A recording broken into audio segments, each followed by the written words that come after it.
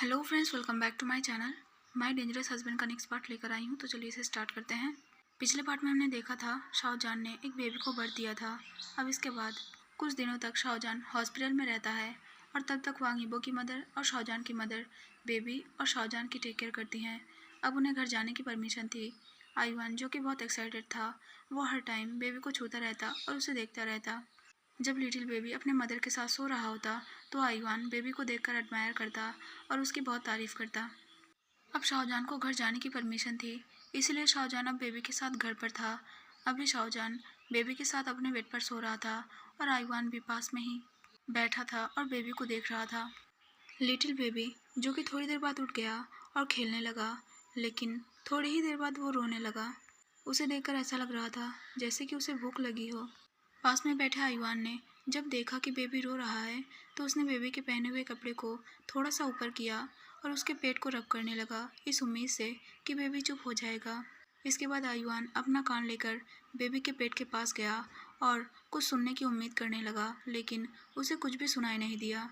लेकिन तभी आईवान को किसी चीज़ ने अट्रैक्ट किया। ये कुछ और नहीं बल्कि लिटिल बेबी के नाभि से लगी हुई वो सूखी चीज़ थी। आईवान को नहीं पता कि ये क्या चीज़ है।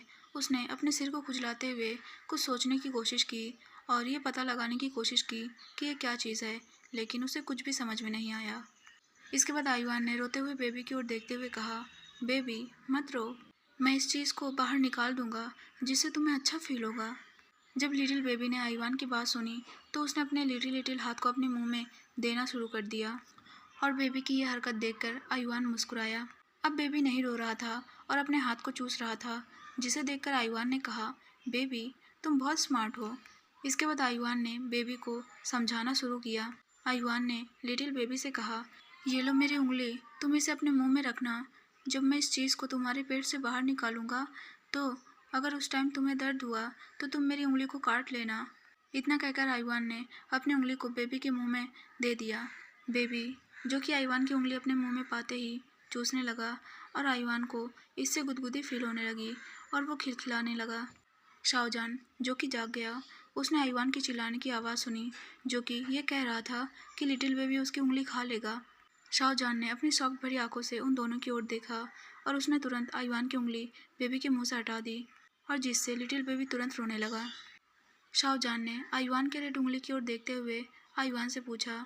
शाहजहान ने कहा, तुम्हें क्या लगता है, तुम क्या कर रहे थे?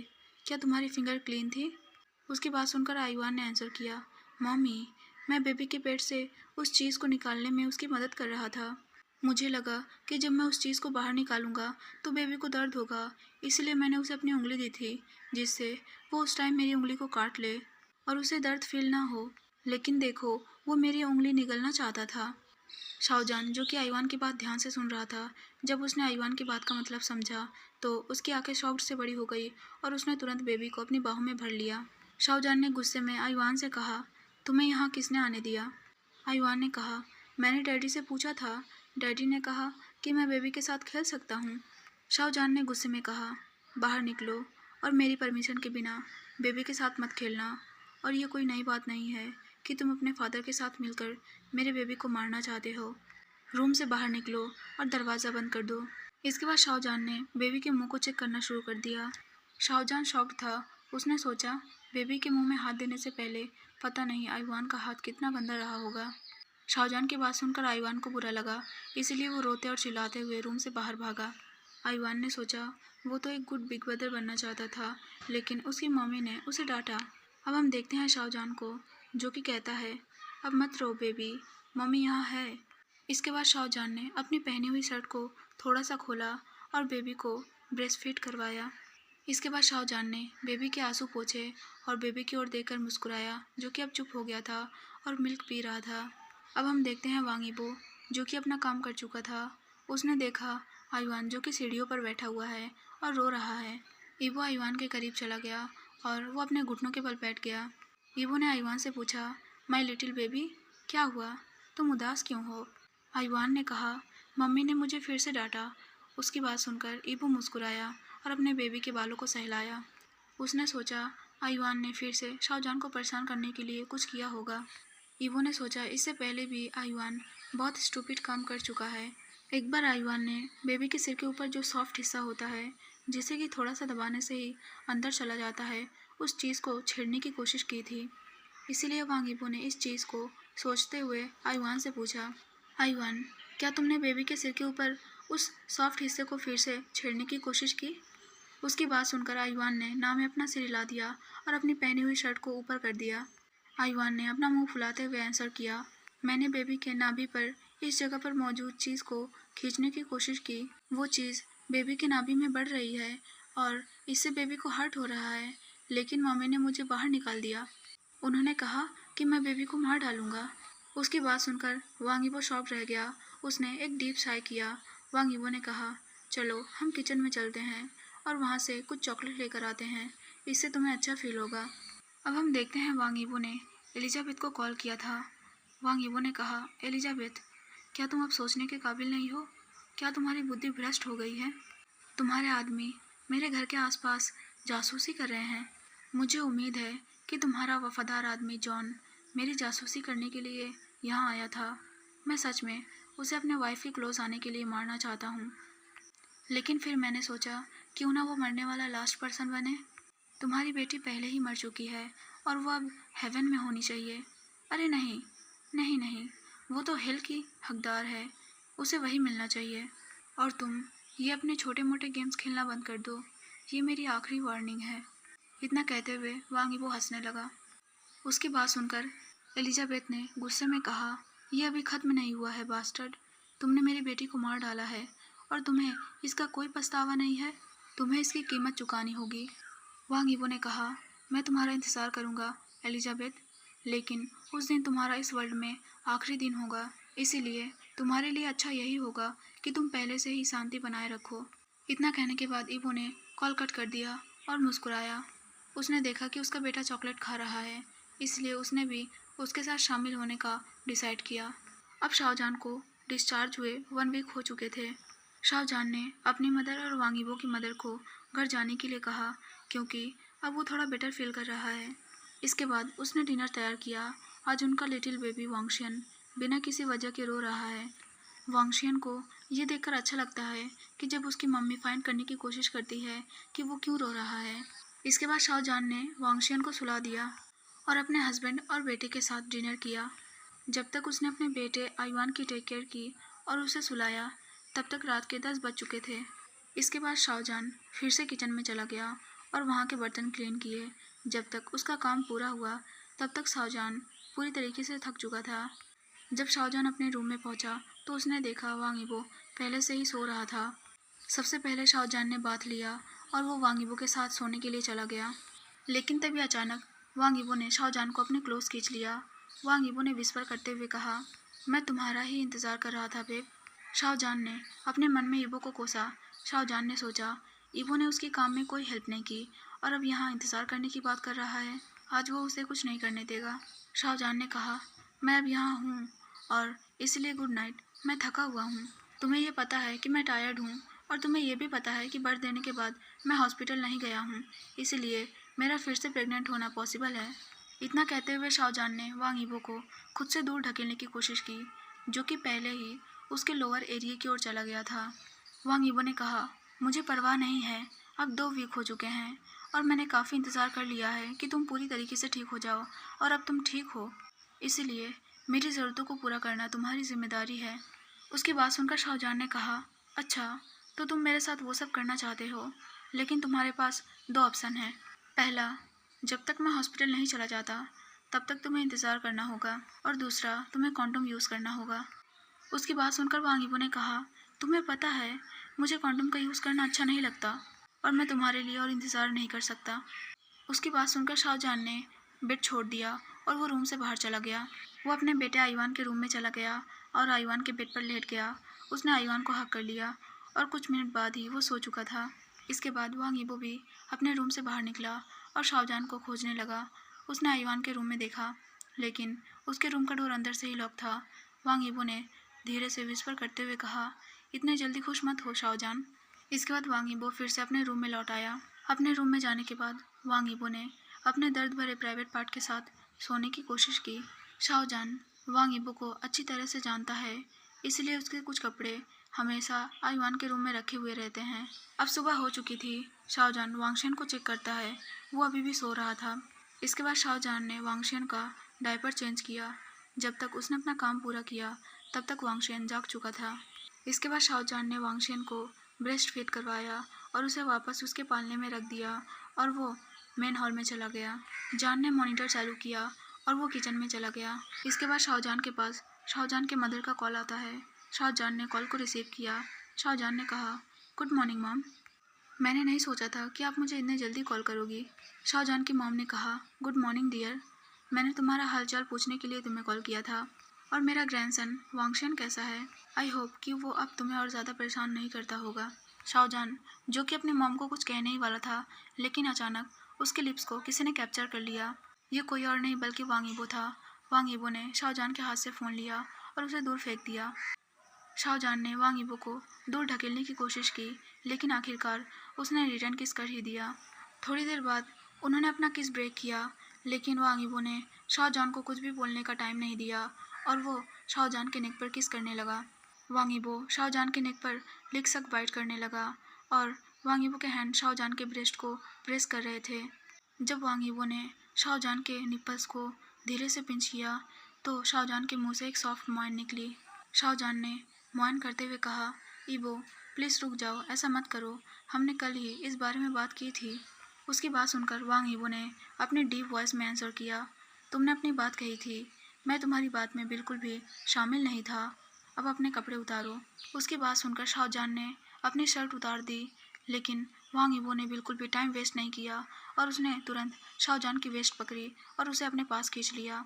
यीबो ने अपने माउथ में शाओजान के निप्पल्स को कैप्चर कर लिया और शाओजान के मुंह से सॉफ्ट सॉफ्ट मोइन निकलने लगी। शाओजान का सिर खुशी से पीछे की ओर झुक गया। शाओजान ने मोइन करते हुए कहा, ईबो प्लीज़ गॉड के नाम पर रुक जाओ, प्लीज़ छोड़ दो, मैं तुम्हारे आगे बेग कर रहा हूँ। लेकिन जैसे गॉड ने शाओजान की विनती सुन ली थी, वांगशियन जो कि रोने लगा और शाओजान ने वांग यीबो को खुद से दूर ढकेल दिया। शाओजान ने अपनी शर्ट पहनी और वो किचन से बाहर चला गया। शाओजान ने वांगशियन को अपने बाहों में उठा लिया, जिससे वांगशियन तुरंत चुप हो गया और वो हंसने लगा। शाओजान हंसते हुए वांगशियन के साथ वहीं बैठ गया। शाओजान ने कहा, माय बेबी तुम बहुत क्यूट हो। वांगशियन को देखकर ऐसा लग रहा था जैसे कि वो अभी सोने वाला नहीं है। शाओजान ने वांग यीबो की ओर देखा, जो कि उसी की ओर ही घूर कर देख रहा था। इसके बाद वांग यीबो अपने रूम में लौट गया। शाओजान ने अपनी आइस रोल की और उसने वांगशियन के साथ खेलना शुरू कर दिया। शाओजान ने सोचा, कम से कम वांगशियन अपने मम्मी के बारे में सोचता तो है। वांगशियन ने आज अपने मम्मी को अपने फादर से बचाया, लेकिन इसका मतलब ये नहीं है कि वो सेफ़ है। आज उसे हॉस्पिटल जाना होगा और सब कुछ ठीक करना होगा। शाओजान ने वांगशियन को नैनी के साथ छोड़ दिया। इसके बाद शाओजान कुछ बॉडीगार्ड्स के साथ हॉस्पिटल की ओर चला गया। लगभग आधे घंटे बाद वो हॉस्पिटल पहुंचा। शाओजान ने रिसेप्शनिस्ट को बताया कि वो यहाँ क्या करने आया है। इसके बाद शाओजान को डॉक्टर से मिलने की परमिशन थी। 10 मिनट बाद शाओजान डॉक्टर को देखता है और लगभग 1 घंटे बाद शाओजान, जो कि हॉस्पिटल से बाहर चला आया, बाहर निकलते टाइम उसकी मुलाकात अपने यूनिवर्सिटी के एक फ्रेंड से हुई, जिसका नाम लारेन था। लारेन ने कहा, हाय जान। शाओजान ने पलटकर उस पर्सन की ओर देखा जिसने उसे बुलाया था। जान ने उस लड़की को ध्यान से देखा और जिसे वो तुरंत पहचान गया कि वो कौन है, लेकिन उसे देखकर ऐसा लग रहा था जैसे कि वो बिल्कुल चेंज हो गई है। शाओजान ने मुस्कुराते हुए आंसर किया, हाय लारेन, 1 साल हो गए हैं, ग्रेजुएशन के बाद तुम बिल्कुल गायब ही हो गई। इतना कहते हुए उस लड़की और शाओजान ने एक दूसरे को हक किया। लारेन ने शाओजान के बालों को धीरे से रब किया। लारेन ने कहा, मैं स्टेट्स में गई थी, लेकिन अब मैं वापस आ गई हूँ। मैं अपने इन-लॉज से मिलने हॉस्पिटल आई हूँ, वो यहाँ एडमिट हैं। लेकिन जब मैंने तुम्हें देखा तो मैंने सोचा, क्या ये सच में तुम ही हो? तुम अब पहले से भी ज़्यादा ब्यूटीफुल हो गए हो। शाओजान ने कहा, तुम भी बहुत ब्यूटीफुल हो गई हो। तुम अपने इन-लॉज के बारे में बात कर रही थी, तुमने मुझे पहले कभी बताया नहीं कि तुम मैरिड हो। इतना कहते हुए शाओजान साइड हो गया। लारेन शाओजान की बड़ी बहन की तरह थी। वो दोनों तब से फ्रेंड्स हैं जब वो फ्रेशर थे। लारेन हमेशा शाओजान को सबसे बचाती थी, लेकिन वो उसे साइको वांग यीबो से बचाने में नाकामयाब रही। इसके बाद लारेन ने शाओजान का हाथ पकड़कर एक कैफ़े की ओर खींचते हुए कहा, हमें कॉफ़ी पीते हुए बात करनी चाहिए, चलो मेरे ब्यूटीफुल लिटिल ब्रदर। लॉरेन ने दोनों के लिए कॉफ़ी ऑर्डर दी और थोड़े स्नैक्स। इसके बाद शाहजहान और लॉरेन दोनों एक दूसरे से बात करने लगते हैं। उन दोनों ने बात की कि ग्रेजुएशन के बाद उन दोनों की लाइफ में क्या हुआ। शाहजहान को पता चला कि लॉरेन ने अपने एक लवर से मैरिज कर ली है जो कि इस देश का नहीं है, वो फॉरेन में रहता है। ग्रेजुएशन के 1 साल बाद लॉरेन को 3 बेबीज़ हुए। 2 बेबी बॉय थे और 1 बेबी गर्ल थी। शाहजहान जो कि लॉरेन के बेबीज से मिलने के लिए बहुत एक्साइटेड था। तभी लॉरेन ने शाहजहान से कहा, जान, मैं तुम्हारे बेबीज़ के लिए क्या लूँ? मैं तुम्हारे दोनों बेबीज़ के लिए कुछ लेना चाहती हूँ। इसके बाद ही वो दोनों मॉल में चले गए। शाहजहान लॉरेन को फॉलो कर रहा था और लॉरेन ने शाहजहान के बेबी वांगशेन के लिए उसे बहुत सारी चीज़ें खरीदी और शाहजहान ने भी लॉरेन के बेबीज़ के लिए चीज़ें खरीदी। शाहजहान ने अपने बेबीज़ के लिए भी गिफ्ट्स खरीदे। इसके बाद बॉडीगार्ड्स ने उन सारी चीज़ों को कार में रख दिया। इसके बाद शाहजहान ने लॉरेन को बाय किया और घर जाने के बाद उसे कॉल करने का प्रॉमिस किया। जब शाहजहान ने टाइम चेक किया तो उसे फील हुआ कि शाहजहान 4 घंटे से भी ज़्यादा टाइम तक बाहर था और अब तक उसका बेबी रो रहा होगा। जब शाहजहान घर पहुंचा तो उसने देखा आयुआन जो कि नैनी के साथ उसका इंतज़ार कर रहा था। नैनी ने शाहजहान को ग्रीट किया और इसके बाद शाहजहान ने घर के चारों ओर देखा, लेकिन उसे वांग ईबो कहीं दिखाई नहीं दिया। शाहजहान ने पाउटिंग आयुआन और नैनी से पूछा, ईबो कहाँ है? शाहजहान ये देख रहा था कि वांगशियन सो रहा है। इसके बाद नैनी ने शाहजहान को आंसर किया, बॉस 1 घंटे पहले घर से बाहर निकले हैं। उन्होंने कहा है कि उन्हें कुछ काम है और बाहर निकलते टाइम उनका मूड कुछ ठीक नहीं लग रहा था। उसकी बात पर शाहजहान ने अपना सिर हिला दिया और उसने उसे वहाँ से जाने की परमिशन दी। जब आयुआन ने देखा कि उसकी मम्मा के फ्रेंड ने उसे क्या गिफ्ट किया है तो आयुआन बहुत एक्साइटेड हो गया। इसके बाद शाहजहान ने उन सारी चीज़ों को अपनी जगह पर रखा और वापस नीचे आकर देखा तो आयुआन पहले ही सो चुका था। अभी शाम के लगभग 3 बज रहे थे और यह आयुआन के सोने का टाइम था। इसके बाद शाहजहान आयुआन को ले जाकर उसके रूम में सुला देता है। शाहजहान बेबी वांगशियन के पास चला गया। शाहजहान ने वांगशियन के गालों को रब करते हुए कहा, बेबी उठ जाओ, तुम बहुत घंटे से सो रहे हो। शाहजहान की आवाज़ सुनते ही बेबी हिलने लगा और वो उठकर तुरंत रोने लगा। लेकिन जब शाहजहान ने बेबी को थोड़ा सा सहलाया तो बेबी फिर से चुप हो गया। इसके बाद शाहजहान ने बेबी को मिल्क पिलाने के लिए अपने कपड़े ऊपर कर लिए और जिसे देखकर वांगशियन खुशी से हाथ हिलाते हुए मिल्क पीने लगा। वांगशियन की नज़रें अपने मम्मी के ऊपर थी, जिसे देखकर शाहजहान ब्लश करने लगा। उसने सोचा उसका बेबी उसे कैसे देख रहा है।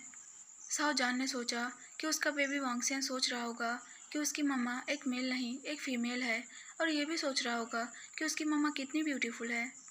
शाहजहान ने अपने बेबी को प्यार से देखा और हंसने लगा क्योंकि उसका बेबी बहुत ब्यूटीफुल और बहुत क्यूट है।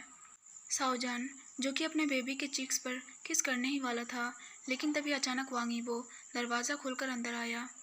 वांग ईबो ने पास के ही फ्लावर पॉट को तोड़ दिया और जिससे शाहजहान डर से कांपने लगा और वांगशियन रोने लगा। शाहजहान ने रोते हुए वांगशियन को चुप कराने की कोशिश करते हुए वांग ईबो से पूछा, ईबो तुम इतने गुस्से में क्यों हो? देखो तुमने वांगशियन को डरा दिया। उसकी बात सुनकर वांग ईबो ने चिल्लाते हुए कहा, अपनी बकवास बंद करो। शाहजहान उन चीज़ों को ले आओ जो कि उस बिच ने मेरे बेबीज़ को खरीद कर दी हैं। तो आज के लिए बस इतना ही, फिर मिलते हैं अगले पार्ट में, तब तक के लिए बाय बाय।